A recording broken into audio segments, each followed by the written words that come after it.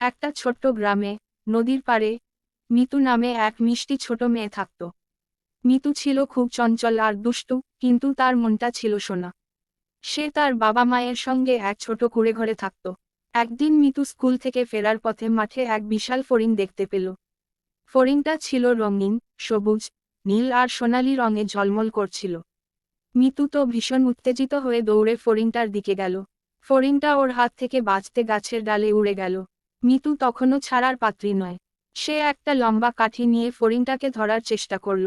ঠিক তখনই কাঠি হাতে নিয়ে লাফাতে গিয়ে মিতু পা পিছলে কাদায় পড়ে গেল। তার পুরো জামা কাদায় মাখামাখি হয়ে গেল।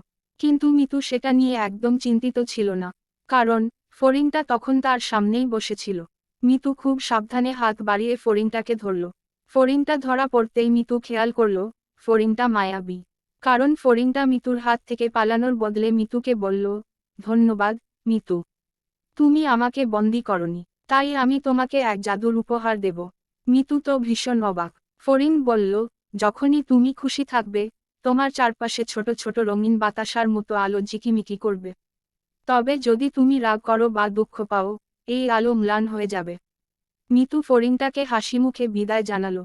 এরপর সে যখনই খুশি হতো, তার চারপাশে রঙিন আলো ফুটতে থাকত। গ্রামের সবাই ভাবত, মিতু এক মায়াবী মেয়ে। আর মিতু তো তখন আরো বেশি খুশি হতো।